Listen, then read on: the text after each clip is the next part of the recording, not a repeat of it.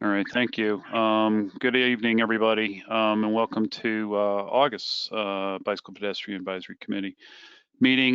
This is a virtual meeting here, so as we kick things off here, just know that we will not be able to address any action items tonight. We'll be addressing some status reports, any member interests, and we can start off with public comment, which I understand we have one to read into the record here, so I'll turn this over to Wade.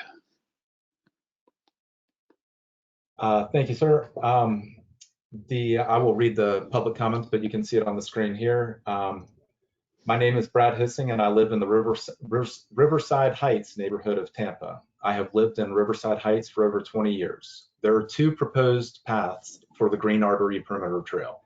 I'm not sure what it's called now, so I'll just call it the trail, to cut through the Riverside Heights neighborhood, bringing increased pedestrian and bike traffic to an urban neighborhood with narrow streets and a good bit of car traffic. Both proposed routes cite a trail crossing at MLK Boulevard on the east side of the Hillsborough River at the intersection of Ridge Avenue South. I previously made extensive public comments to this committee why this location is a terrible location for a crossing and why Ridge Avenue is not a good route for the trail. Perhaps the chair can find my comments and incorporate or append them to this to put this into context. I would like to make it a matter of public record that there was a 3-car collision with 1 fatality at this intersection on July 1st, 2021, further evidencing this location is a truly horrible location for a crossing, which will no doubt prove deadly if one is put here. Respectfully submitted, Mr. Brad W. Hissing, Tampa, Florida. And I've spoken to Mr. Hissing about this in the past and connected him with our Tampa representatives. So I do know that everyone's aware of this. I did take a look just for the committee's, if you don't mind, Mr. Chair, for the committee's knowledge. The last 2 bullet points here, if you can see them on my screen, a Hawk was recommended at that location as an interim treatment, but the ultimate recommended treatment is a multi-use path under Dr. Martin Luther King. So going down and along the river below the bridge. There is a graphic here that gives you an example of that as how you would go down to the river. And I was looking, it appears there's right-of-way available. I'm not sure about the grade, but that would be taken up in the design, whether the interim or a more permanent solution under the bridge could be pursued. But we are aware of it and take that comment very seriously. And that's all the public comment I have. All right, thank you, Wade. And thank you, Mr. Hissing, for the comment. It's been read in the record. We looked at it, and I think the notes you reflected, were those the notes when he addressed the committee last year? Yes, sir. I believe it might have been even longer ago than that. All right, then. All righty. Well, thank you. Thank you again. So moving on, was there any other people that have joined from a public comment perspective in there? I don't see anybody in the chat.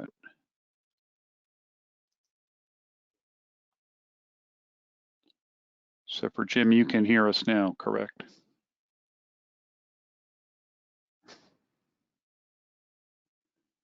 Yes, I can. I just had the wrong speaker on. All righty then. All righty.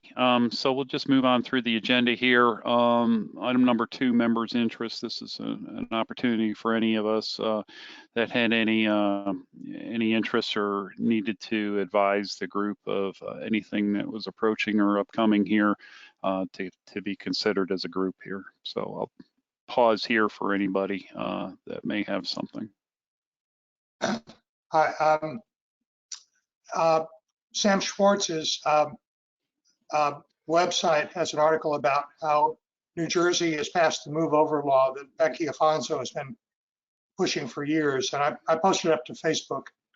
So, and I'll send a copy if anybody's interested. Basically, instead of the 3 feet, New Jersey is saying you have to move a lane over, just like you would for an emergency vehicle. That's all. Okay. All right. Thank you, Jim. Any other members here?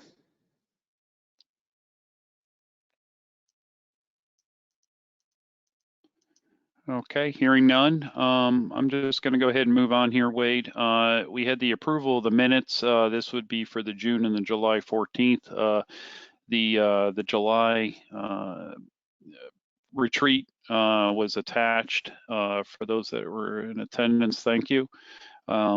So although we can't have any formal motion and approval here in this format, is there any suggested edits or changes to the content?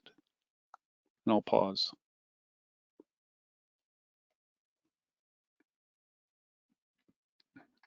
Okay, hearing none, we can go ahead and move on. As we already said, we will not be able to address any action items regarding the approval of new membership nor the election officers at this time until we're able to get a quorum in person.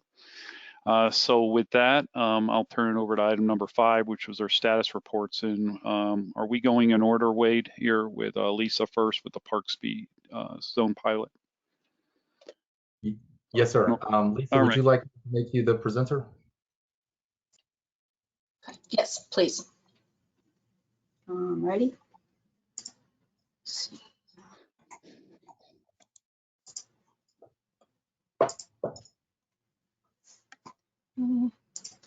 You'll confirm which screen you're seeing. That'll help me. We're seeing the Vision Zero. Okay, yay.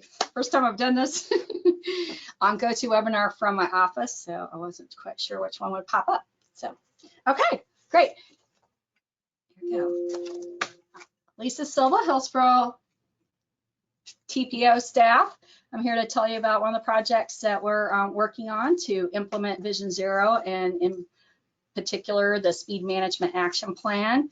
It's an idea that originated from the Livable Roadways Committee when we were soliciting Unified Plan Work Program ideas. So we recognize school zones are special places to get vulnerable users to and from those destinations. So parks are special places too. So let's take a look at improving safety around parks. So we have our Park Speed Zone pilot study.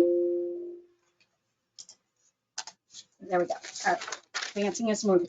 So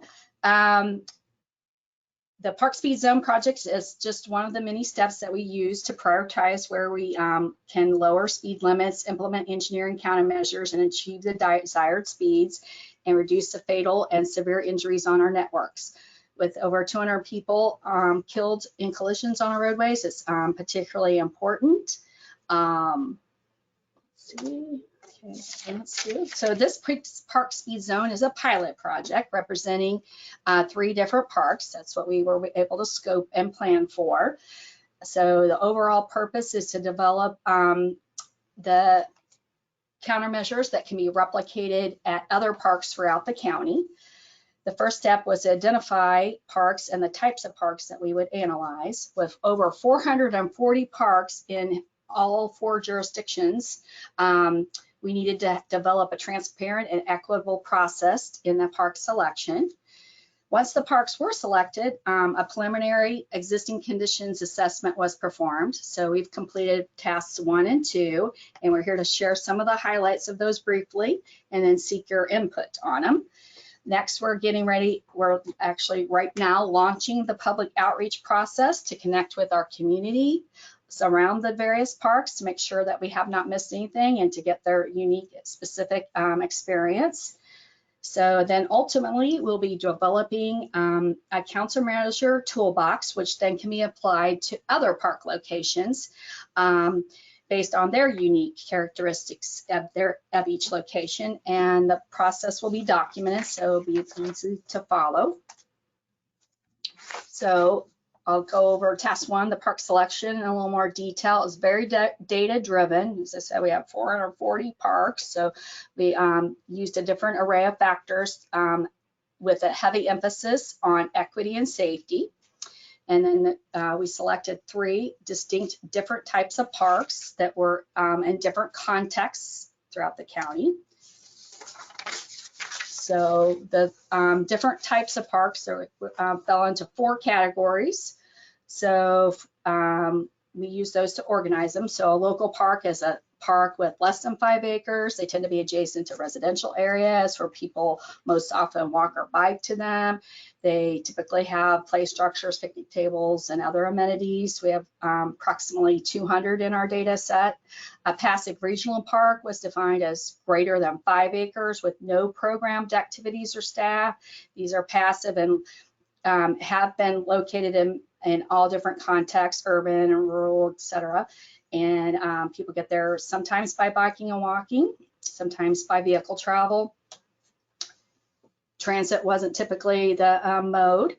On the active regional parks, it was a park greater than 5 acres that did include programmed activities and staff. So similar to the regional passive ones, they're located in a wide variety of contexts throughout the county. We have about 115 of these type parks. And then the last category was linear parks. They typically follow a natural feature like a shoreline or waterway. Walking and bicycling are the typical modes for the length of park like this. Limited to active and passive activities. Bayshore Boulevard being the most prominent one in our area. So all together we had 200 parks in the unincorporated area, 195 in the city, and 23 each in our 2 smaller cities, Temple Terrace and Plant City. Then we took a look at the evaluation criteria and developed it in those categories of equity, safety, and then other miscellaneous, and applied weighting to them. So we allowed 40 points to our equity criteria, so ranking it very high and prominent, and balanced that with 40 points to safety. So all the safety factors weighted 40, our equity factors weighted 40, and 20 to the other category.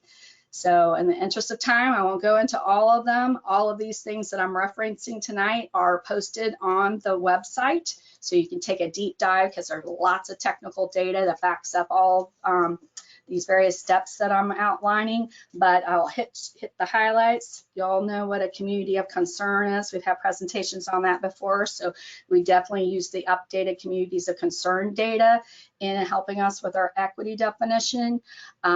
If there wasn't an investment in the upcoming capital improvements plan that was already going to help address these, then that was considered as a factor.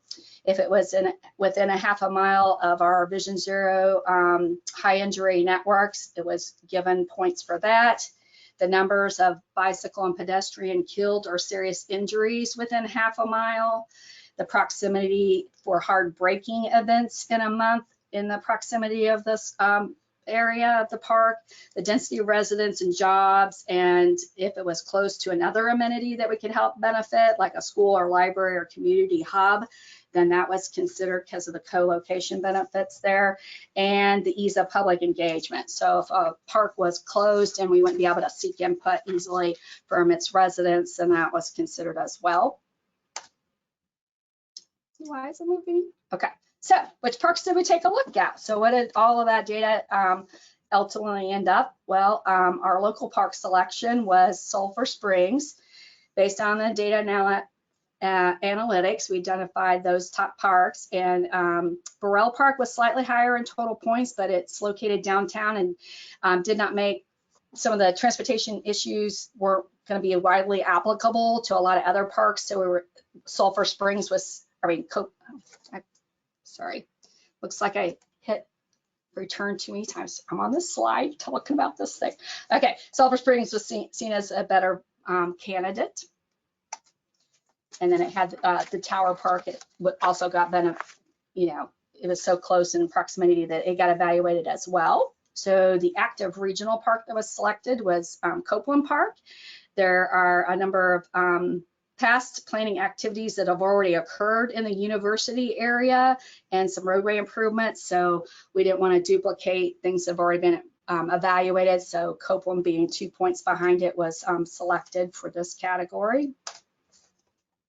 Then in the linear park category, Tampa Riverwalk gets a lot of love already and a lot of attention. It's in an area that I didn't perceive as the most in need of equity attention. So we were like, well, let's look what else is on the list. Fremont Linear Park was only a 1/4 mile long, so it didn't really like hit a lot of variety of context and different tools, different application. So we moved on to the next one, which was Upper Tampa Bay Trail.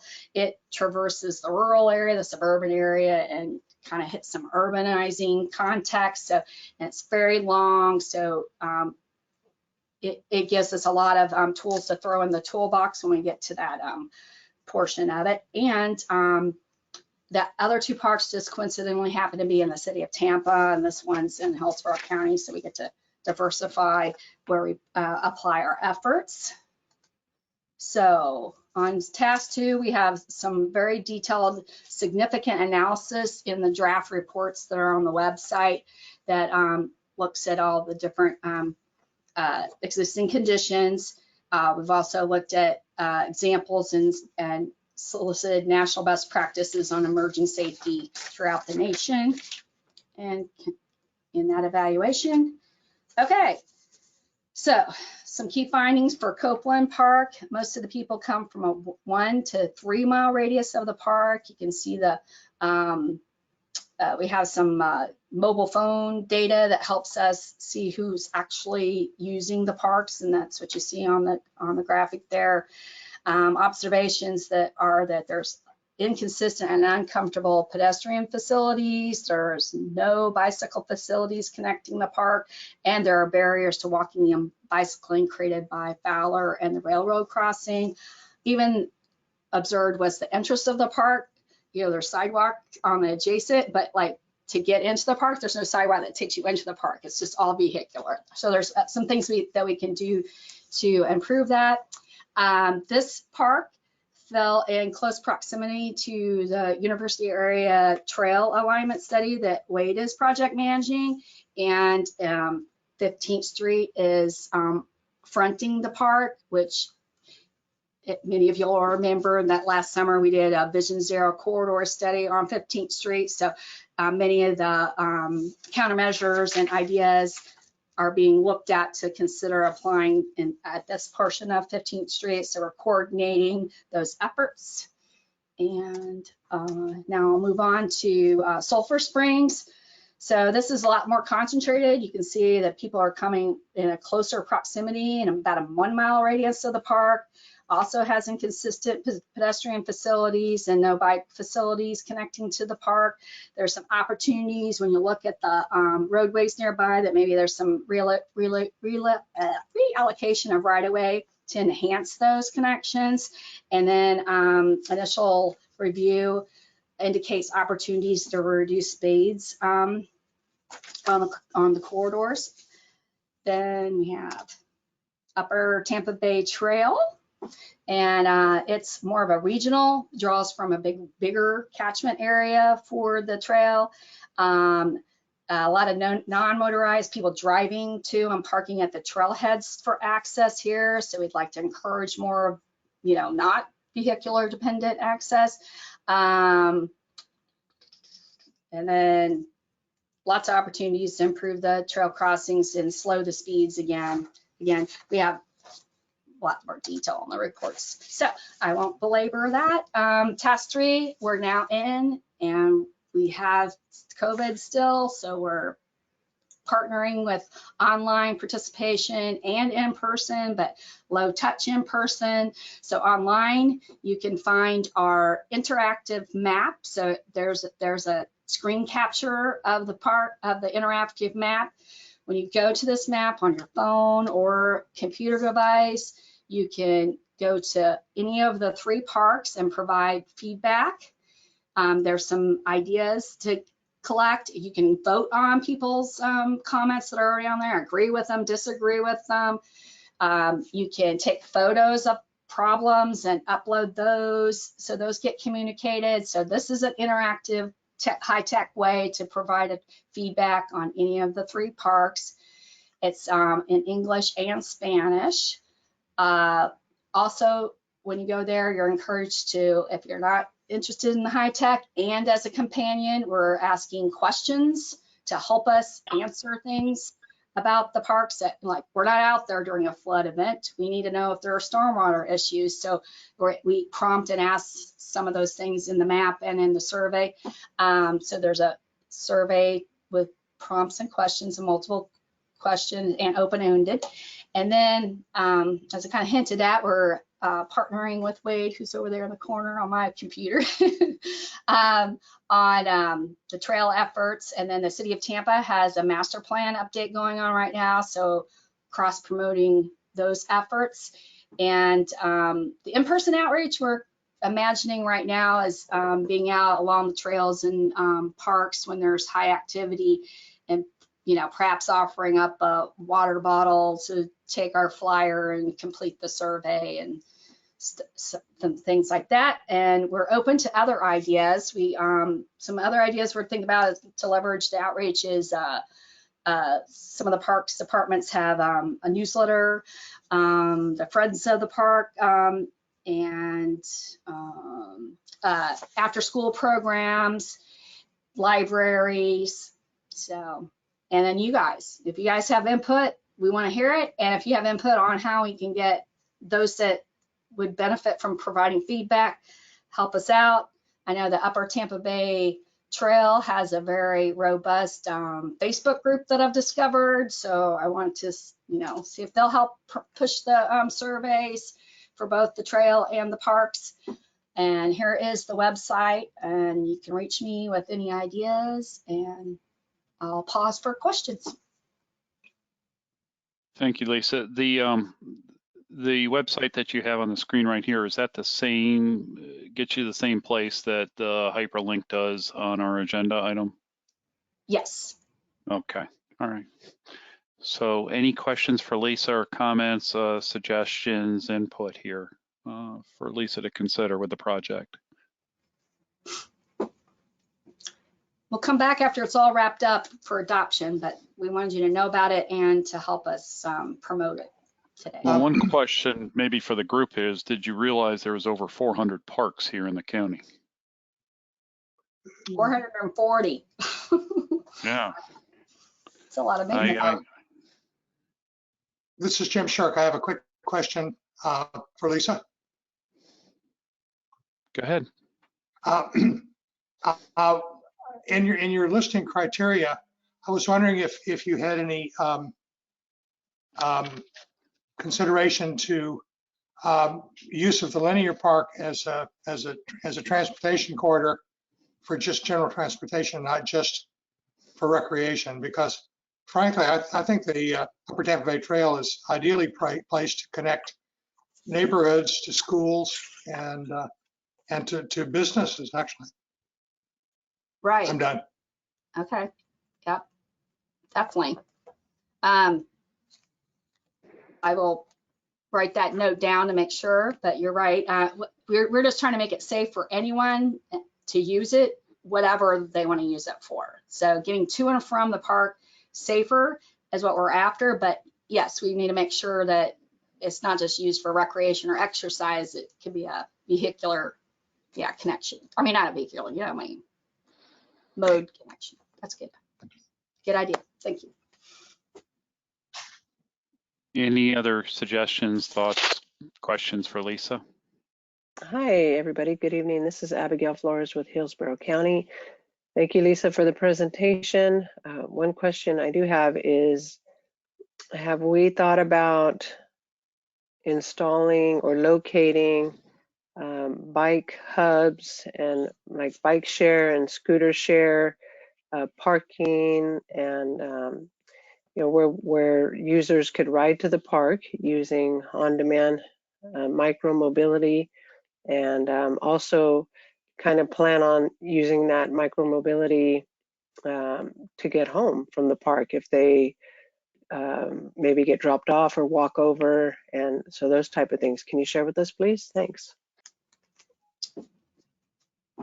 Well, for the trail, that's a county facility, so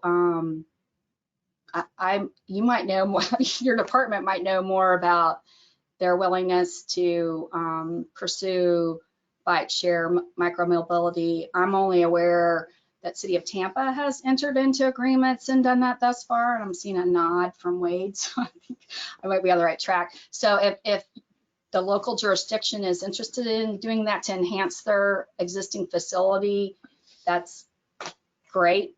It's not part of this study because it's not there now, and there's not a mechanism to bring it in yet. Okay. All right, thank you. So barring any other questions here, Lisa, thank you very much for the information. Again, the link is here on the page. It's in your agenda under the Park Speed Zone Pilot Study for consideration. So thank you. Great, thank you. All right, Wade, we're moving on to the Heights Mobility Study, the next steps. FDOT, City of Tampa, or HART representative, who's that going to be presenting? I believe Craig Fox is starting off. Is that correct? Craig, I think I just made you the presenter. Hey, Craig.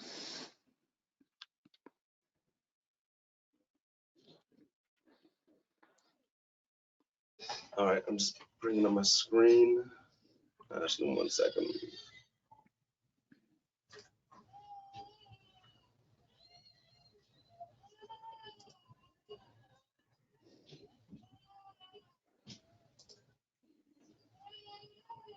All right, can everybody see it?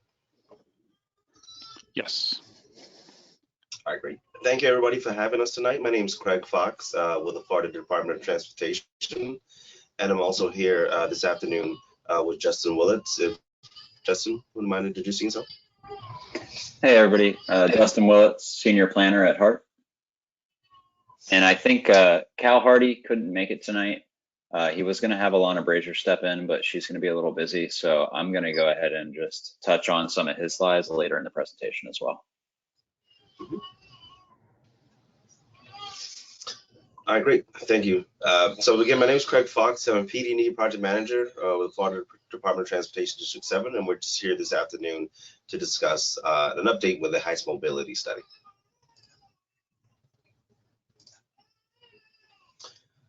So the project limits are in Tampa Heights, and they extend on the south side at Tyler Street, going north along both Tampa Street and Florida Avenue to Dr. Martin Luther King Jr. Boulevard.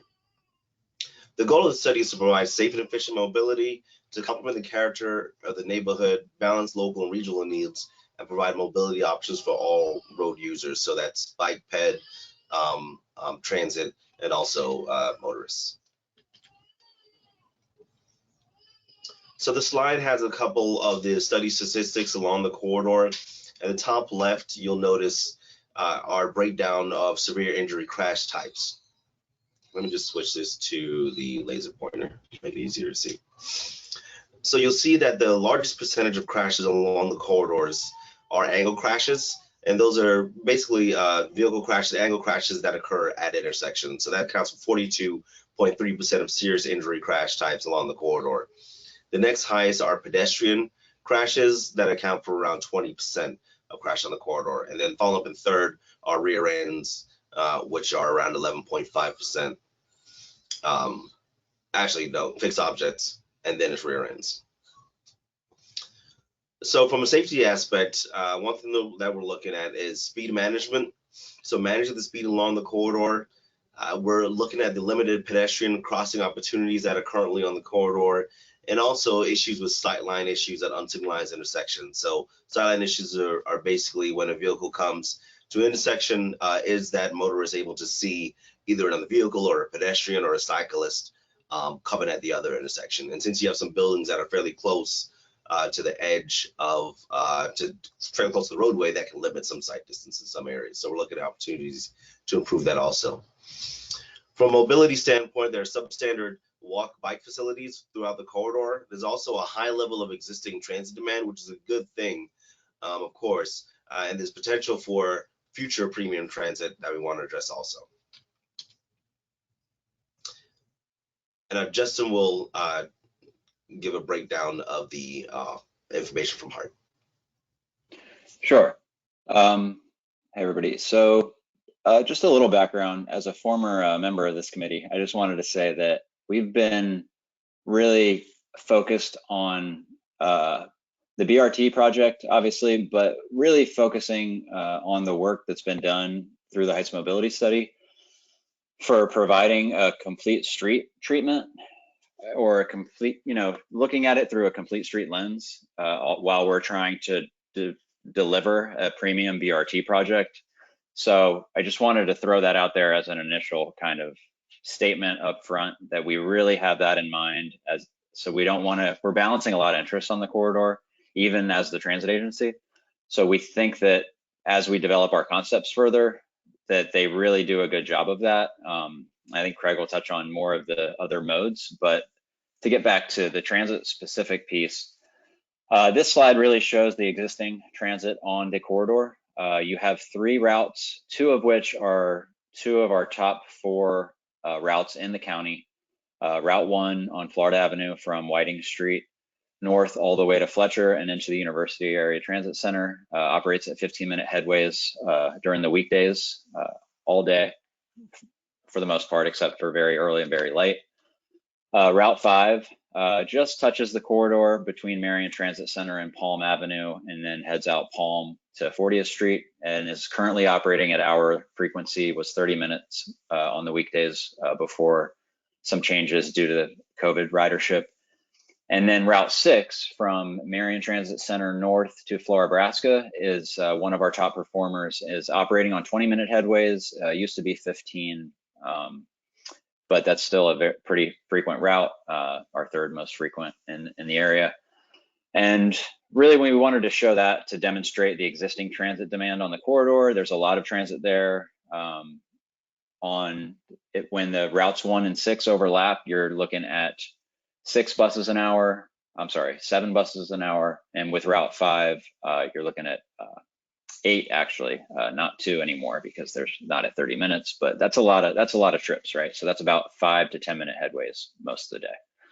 And when you see the range of passengers per hour, I just wanted to quantify how many actual people trips, which you can think of as 1.1 person per passenger vehicle. Those are a lot of trips that would otherwise not be made in transit and add a lot of cars to the road. But during the peak hour, 73 to 180 passengers along that segment where all 3 of these routes overlap. So that's a lot of trips. And we just wanted to demonstrate that the existing transit service on the corridor could warrant a lane repurposing for a corridor that is a little bit, probably would agree, most of the people in this group would agree, has a little bit more capacity than it needs at the moment. Next slide.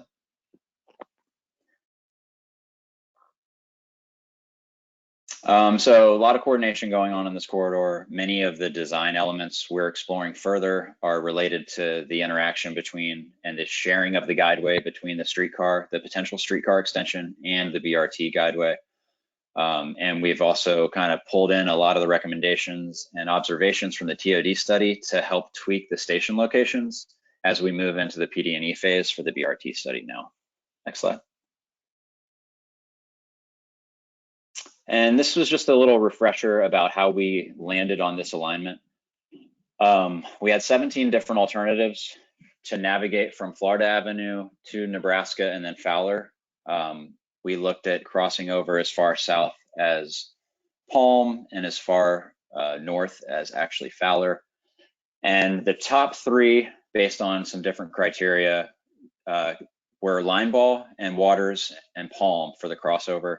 Palm was eliminated fairly early on due to the overlap with the existing Metro Rapid, which has kind of been described as a BRT light. And then Lineball and Waters were moved forward, and Lineball actually just slightly outscored Waters, was pretty consistent with some general perceptions of what the TOD potential was along the corridor. And then when the TOD study kind of caught up, it really validated the alignment. The alignment was really dictated by constructability factors and existing ridership. But then when we looked at it from simply a TOD perspective, this alignment was also the best. So we were really happy to see that. And then I guess we'll hold questions till the end, and I think I'll pass it back to Craig at this point.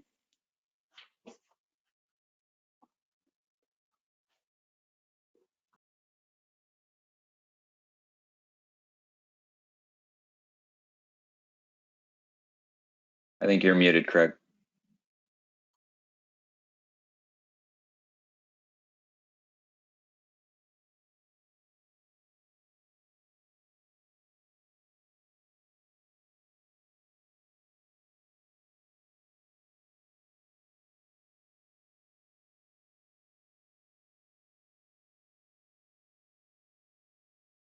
Greg, you appear to be unmuted on the screen that I'm looking at. Can't hear you.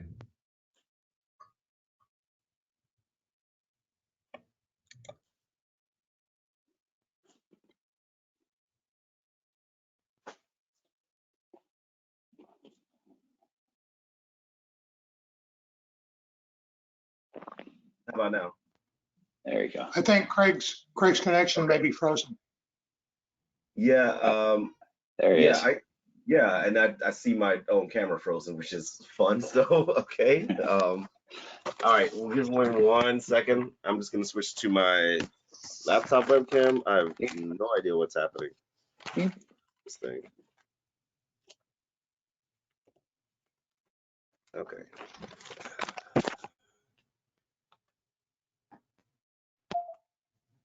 Okay.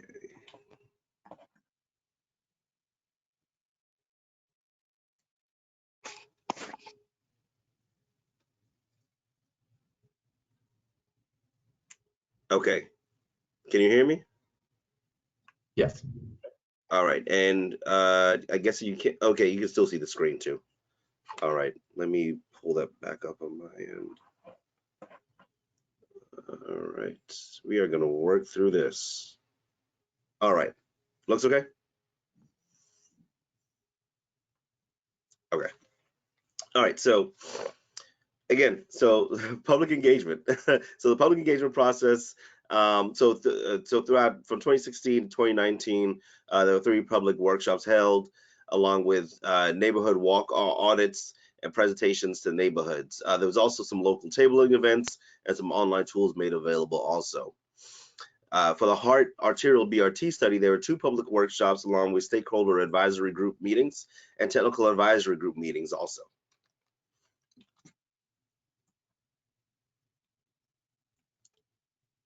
Now, from that public engagement, there's a couple of things that came out of it.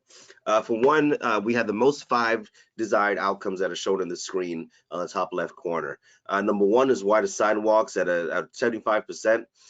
Number 2 was more bike lanes or routes at 68%.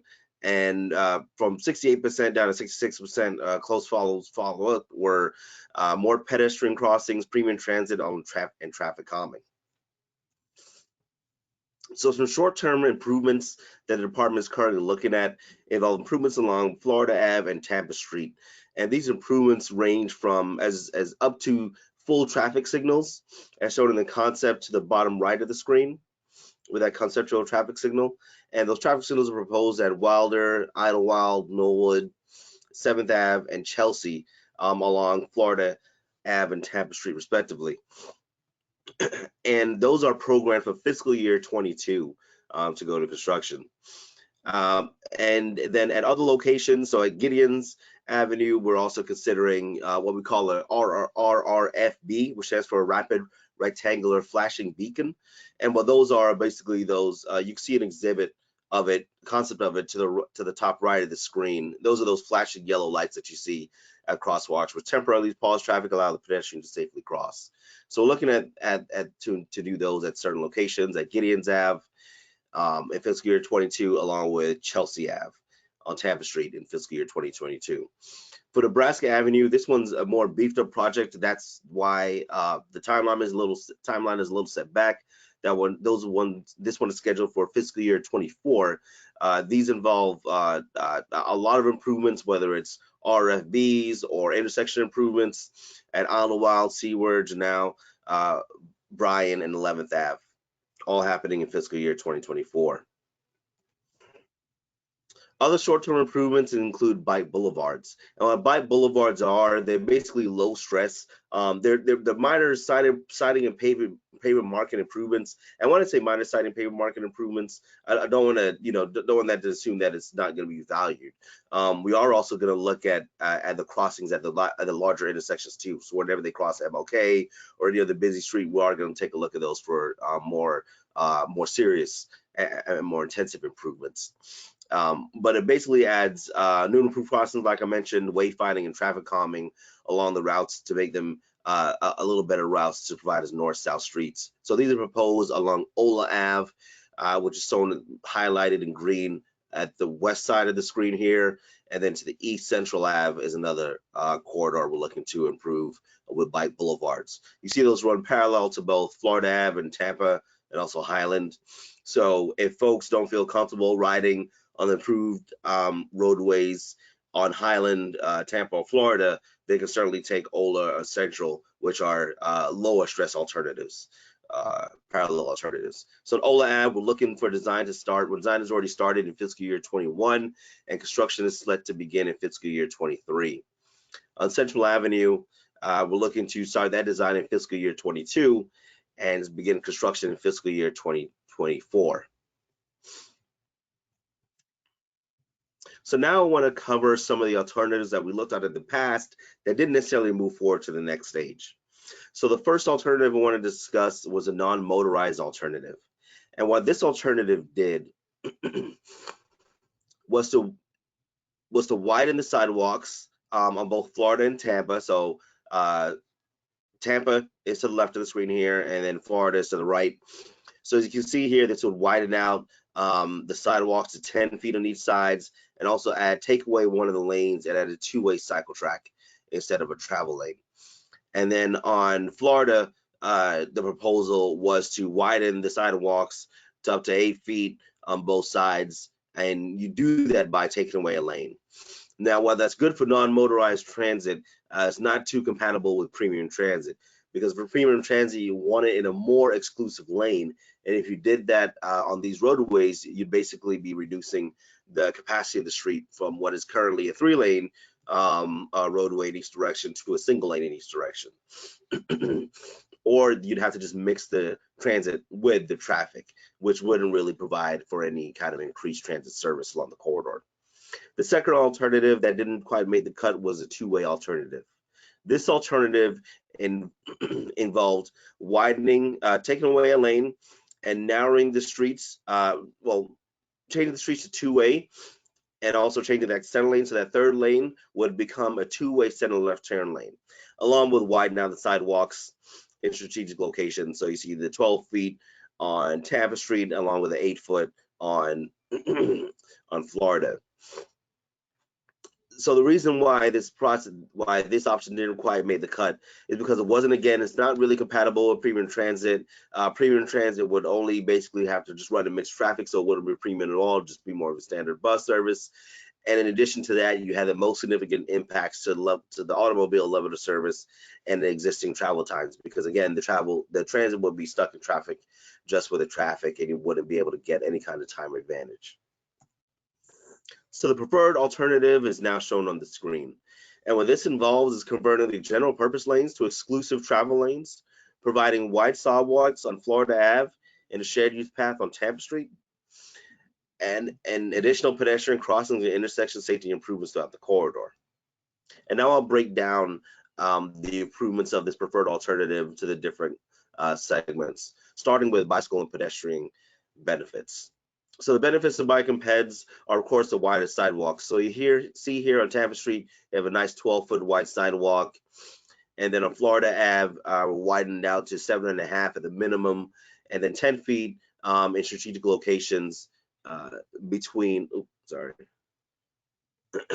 10 feet in strategic locations from 26 to MLK, and 7.5 feet in other locations. So we're also looking to install new pedestrian crossings along the corridor, along with safety improvements at lines intersections, and it would also add more separation between automobile traffic and pedestrians. So as you see here, you have a nice wider sidewalk, providing a greater distance. And then if you're on the sidewalk on the east side of the street, you have that bus lane, which has less frequent vehicles, per hour coming, because it's just the buses using that lane. and that provides a greater separation from the heavier trafficked through lanes. This would also lower the speeds and also enhance access to transit. Now, the benefits of traffic calming involve lane repurposing and also a raised concrete separator that's shown here. So you see the 3-foot buffer separated, but there's also like a traffic separator in there that will be installed at strategic locations where possible along the corridor. So that raised concrete separated barrier will provide that vertical deflection, which encourages folks to slow down, because you can change a speed sign as much as you want, but if people don't feel a physical kind of constriction of the roadway through some kind of physical elements, whether that be trees or whether it be concrete separators, they're not necessarily going to slow down. That's more of just a psychological aspect of motorists. And also more signals and pedestrian crossings, which would not only signal to a more pedestrian environment, but people will just drive more cautiously when they're around there. And the increased pedestrian crossings too would slow down vehicles naturally also. Benefits of transit involve that exclusive transit lane. It also improves grading for future grading around the region for future transit grants.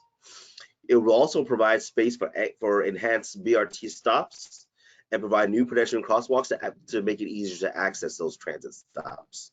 And this is also consistent with future HART BRT and streetcar expansion projects.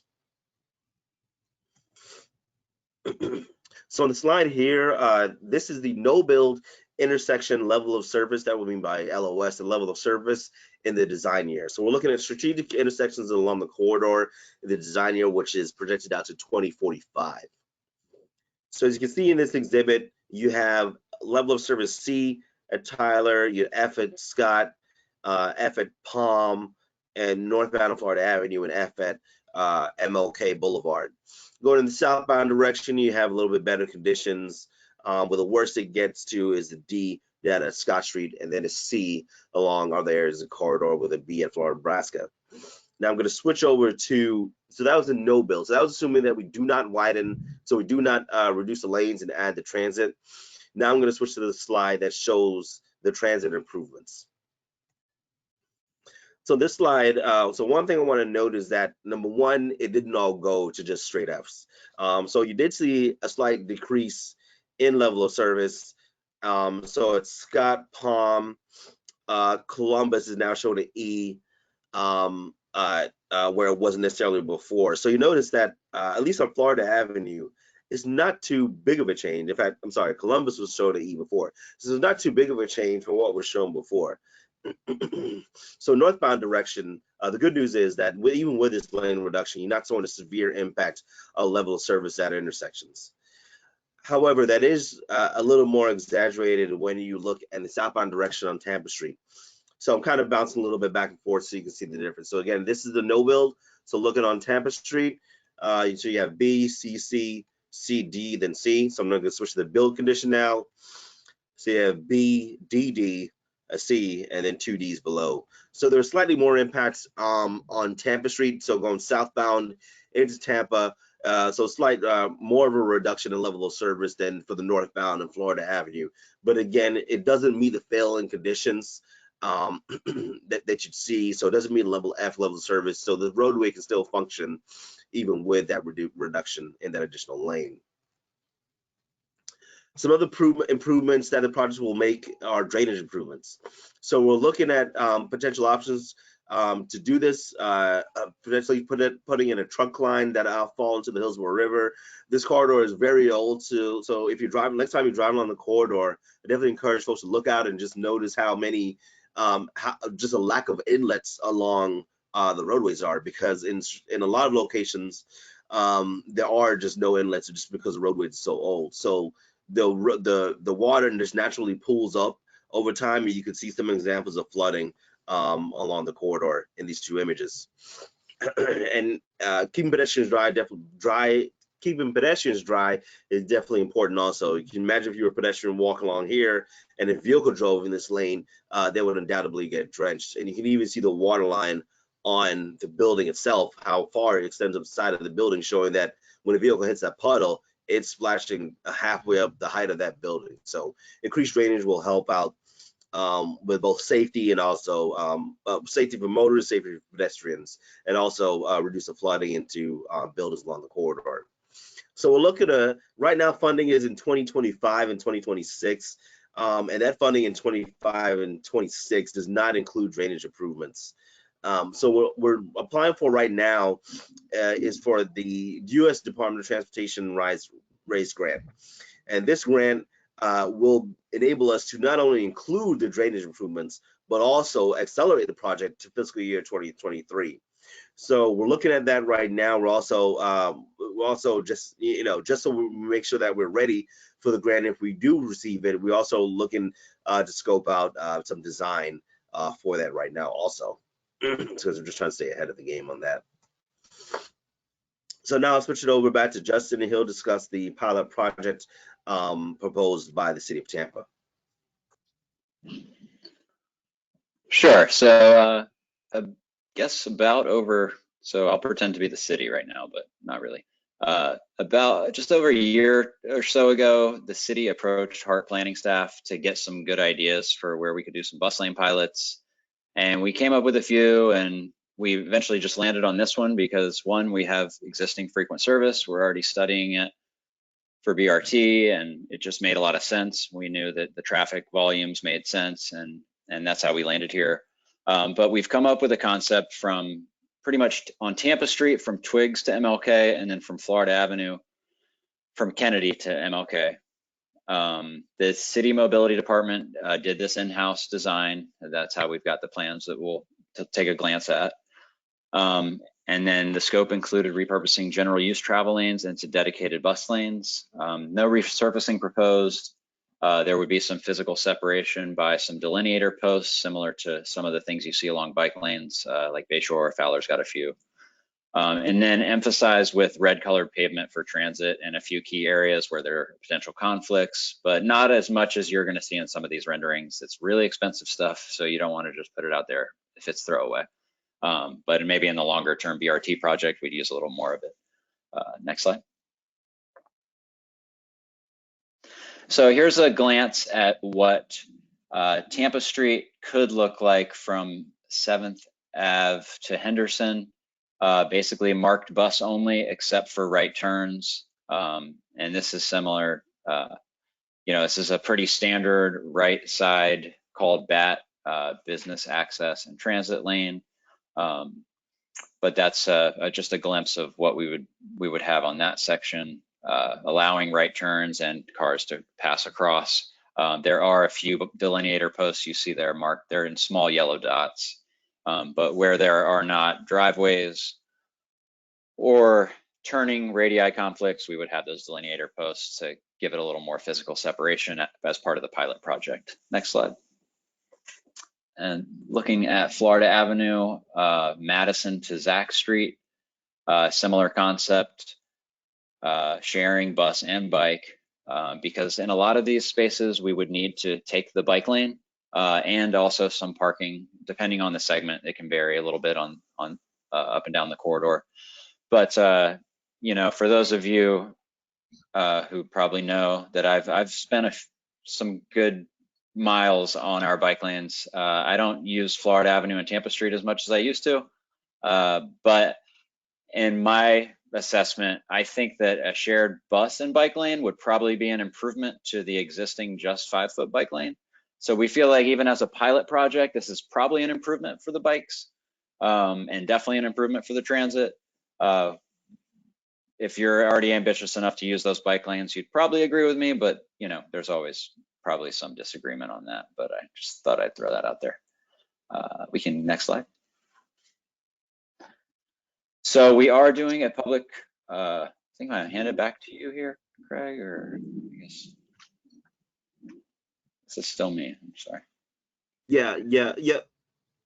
Yes, I can take it. Yes, the city's proposing a public workshop at the Tampa River Center at Julie B. Lane Park. Address is 402 West Laurel Street, Tampa, Florida 33607. It's going to be held Tuesday, September 21st, 5 p.m. to 7 p.m. And that brings us to the end. Oh, sorry. So next steps are the public workshops. That's in September, that I just mentioned.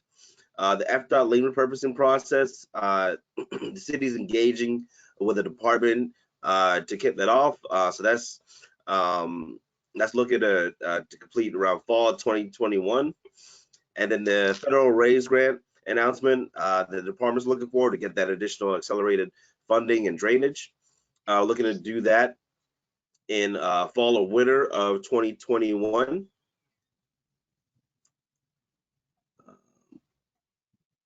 And we're looking to have continued coordination with a HART BRT study on the corridor going north to MLK. So that is ongoing, and that'll be reported on in future meetings. Let's see. Yes. So if you have any questions, here's the contact information. Again, I'm Craig Fox with Florida Department of Transportation, and the other gentleman you heard from is Justin Willits with HART. With the city of Tampa, you can reach out to Cal Hardy or Orlando Brazier, and their contact information is shown on the screen also. At this time, I believe that's the last slide. Yep. Let's open up for any questions. Before we open up for any questions, just note in the chat, Alana said we may need to move to a virtual workshop format given the rise in COVID cases recently. So I'm making the assumption that is in reference to the September 21 potential public workshop. Okay, any questions for Craig or Justin? Thank you very much, guys. Jim Shark, I have a question for Craig. Yes, sir. This is sort of a minor issue because neither of those corridors, either Tampa Street or Florida, are exactly blessed with street trees. But I was wondering if there's any plan to add street trees in any configuration. At the moment, I don't believe that we have landscaping within the project so far. But as you know, as we get further along in the process, that's something we could certainly consider. And yeah, I'm pretty sure we could probably work with the city also to kind of bring that up. But right now, and I mean, it's good to ask the question now because we haven't even really scoped out the design completely. So you know, funding's available. You know, we can do it. Yeah, we can definitely look into it. Good, because Central Avenue really doesn't need much in the way of street tree improvement. It's pretty well shaded anyway, as is Ola. But Tampa and Florida are both pretty open, so there might be some areas of improvement there. I'll just add that it's a good point, Jim. I think some years ago there were a bunch of planter cutouts put in the Florida Avenue section, but they're old crepe myrtles.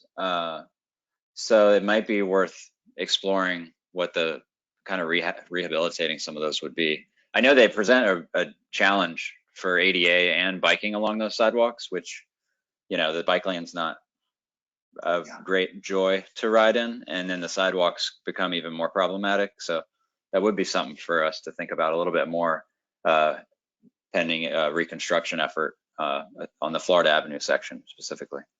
It's a good question. Okay, thank you. Yeah. One question I had for you guys was with the suggestion and the lane configuration that you guys, I think, are starting to settle in on from a long-term perspective on Florida.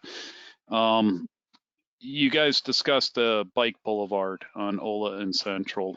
How best do you see us or the project being able to kind of encourage the use of those two corridors as opposed to being there on Florida and Tampa? I think probably one way to do it. So the closest thing I can think about is potential like wayfinding. Like say for example, this is on 56th Street in the Temple Terrace. There's where as you go southbound, like into Temple Terrace, we actually like there's some signs that say alternate bike route, just because typical section around there is so constrained. I'm off camera. Thank you. Oh yeah. Later. Yeah. Okay. Thank you. I'm sorry. No, it's okay. I'm sorry. Oh, okay. Dinner's So, here. yeah, no worries. Sorry, I thought I put on mute. No, that's okay. Yeah, there's the wayfinding on 56 there at South of River Hills that it kind of routes Yeah, you onto the on there. yeah. So I think that is probably going to be the best way to do it, just so that people are aware that there are alternate routes available. Okay, thank you guys. Mm-hmm. Any other Ola questions? already. Okay, I'm sorry, Yeah, Justin. it's okay. And Ola already functions as the bike boulevard. It's just lacking a few crossings. So Yeah, that's a plus. Whenever, I take Ola to go south. Yeah, it's the and Central, unofficial bike boulevard. Yeah, Yes. it works right? great. And Central punches under the interstate already through Perry Harvey, so it's not too bad. I started using that recently quite a bit as well. Yeah. Alrighty. Hi, Any I other have a questions for question. Craig? This Sure. is Abigail with Hillsborough County. So you mentioned that the PED, so 19% severe injuries. That's pretty high for a corridor. Typically what I've seen is single digit severe injuries for PEDs on a corridor, but here you have 19%. So you mentioned one of the strategies to address that high severe injury is to limit PED crossings. So I wanted to know if you guys have looked into making crossings more marked and at perhaps higher intervals along the roadway to facilitate crossing, right? So are these happening? I'm guessing these are happening mid-block where the most, is this what you found that, and there's strategies, right? So the easy thing is to tell people don't cross here, but that we know that doesn't work, especially on a transit corridor. They need to get across the street. So some strategies, have you looked at like consolidating bus stops, maybe locating the bus stops closer to the intersection, and those kind of things. So I see that here that you're showing us this concept, which is great, but so is this going to be coupled with prohibiting crossing? So, and how far along, how often are these marked crosswalks, right? Because what does study say? People aren't going to walk more than 500 feet to a marked crosswalk. So can you talk about that, please? I can Yes. answer it from the transit side first, and then Craig can probably answer it from the DOT side. But the answer is yes, we are very aware of that for the station placement. And we actually did already do a stop consolidation on this corridor to eliminate underutilized stops and stops that we saw problematic from a pedestrian safety perspective. We did that about a year and a half ago. I think it was right before COVID, actually. And then for the station placements, I think every single station that we have placed is at a existing or planned signal. So it either already has one or it's on this list. So that's the transit angle. I just wanted to throw that out there before Craig responds from the DOT side. Yeah, thanks, Justin. Yeah. So the crossings on the screen, and I'm sorry, but I don't have the distance of these crossings in relation to each other. Don't have that information available to me right now. But so at least on Florida Avenue, there are 3 traffic signals that are being proposed, and then at Giddens, there's the RFB that's being proposed around that area. And most likely that's going to be a mid-block crosswalk. And then on Tampa Street, there's one proposed at 7th Ave, and then a signal at 7th Ave, and then a mid-block crossing at Chelsea. And then as far as so those are more short-term improvements. So we're kind of grabbing the low-hanging fruit right now. As far as what the final project is going to look like with those PED crossings, we're just not at the point yet in the design process where we'll finalize all those locations. So as we progress further on into the design, we'll be able to tie it down quite a bit more. But as right now, But as right now, just don't have those locations where we're proposing additional ones beyond the ones that we already have programmed right now. Yeah, thanks for that. Yeah, because I noticed on the community feedback, what was it, 67% wanted safer ped crossings, right? So that's, Yes, ma'am.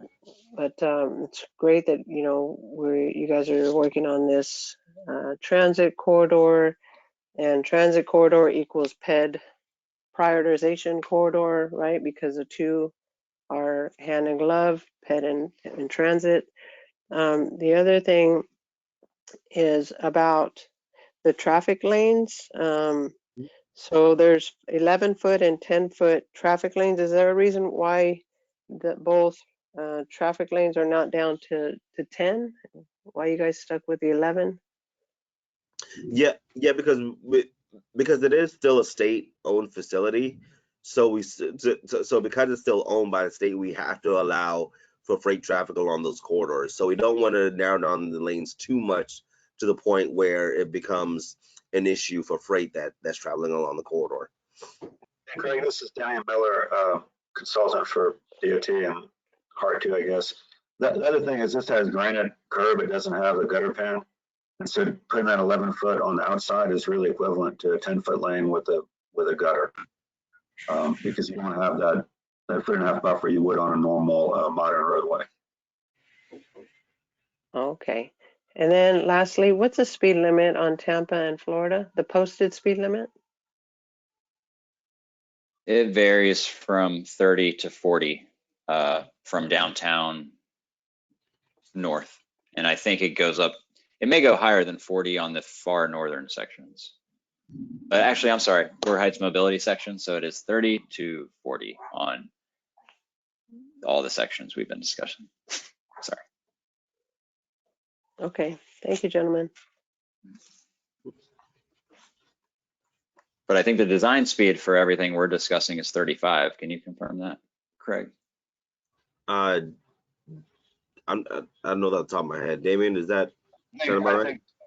Again, what's 30, we'll say 30, and then what's anything that's 40, we're gonna work to bring down to 35.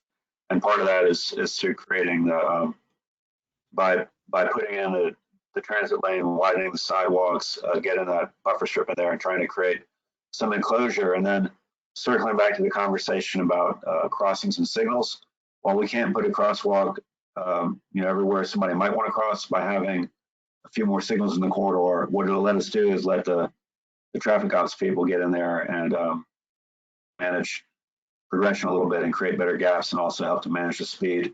Instead of having a half mile between signals where people kind of lose track of where they are in the band and maybe go too fast, they get more feedback and realize that speeding is just going to get them sitting in the back of the next red light longer.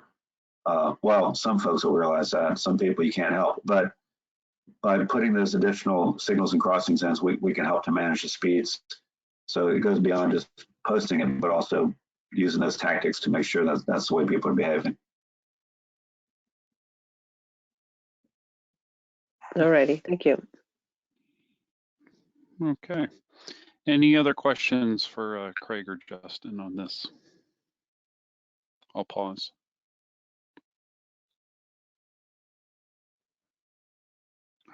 All right, gentlemen, thank you very much for your time this evening, and we appreciate the information. And again, this information is linked in the agenda. All righty, so moving on here. Thank you. Old and business, new business, any discussion items there?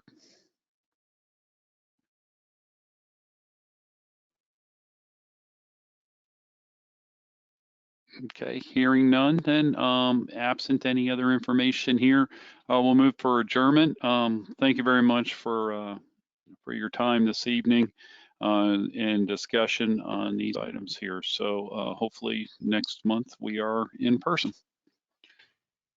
And thank you to everyone. We were one person shy. One side twisted a couple of arms, but hopefully next month we can do it. All righty then. Well, thank you guys, and have a good evening. Thanks, man. Okay.